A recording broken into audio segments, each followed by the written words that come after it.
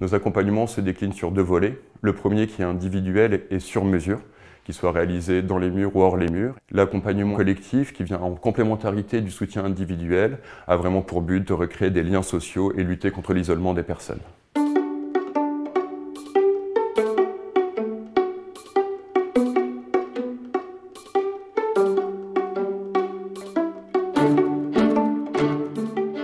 Leurs grandes difficultés sont avant tout le très fort isolement dans lequel ils se retrouvent et les situations de très grande précarité dans lesquelles les personnes sont. Isolement, car pour la plupart ne pensaient pas passer le cap de l'an 2000 et arriver à l'âge de la retraite. De fait, sans avoir forcément beaucoup travaillé et prévu d'arriver à l'âge de la retraite, ces personnes se retrouvent dans une situation de précarité très importante. Le principe de travailler en partenariat avec les équipes médico-psychosociales, c'est d'orienter, d'accompagner les personnes et surtout en fait de pouvoir appuyer l'ensemble de leurs démarches administratives. Appeler l'assistance sociale, appeler les différents services, que ce soit les CLIC, les Maya, pour vraiment en fait faire bouger les choses.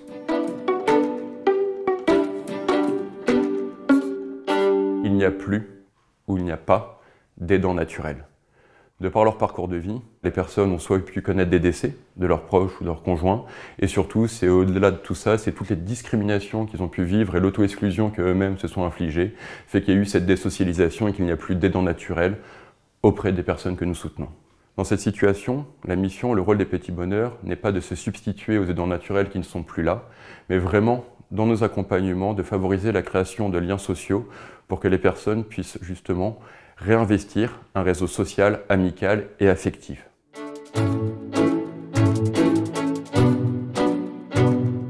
Il y a vraiment 3 points qui sont primordiaux. Le premier, c'est une meilleure communication entre tous les acteurs qui prennent part au parcours de vie, au parcours de soins des personnes, que gériatres, infectiologues et une meilleure communication par rapport aux différentes comorbidités. Il est important de notifier que pour des personnes seniors, séropositives, qui sont habituées à être hospitalisées régulièrement et qui changent souvent de structure, c'est aussi faire les liens et les passerelles entre les différents services. Une meilleure formation de l'ensemble des acteurs pour permettre et fluidifier justement ces accompagnements et ces prises en charge. Il est important que l'orientation se fasse très rapidement avec un repérage précoce de la perte d'autonomie. Et surtout, et c'est très important, c'est avoir une évaluation permanente des besoins des personnes séropositives vieillissantes.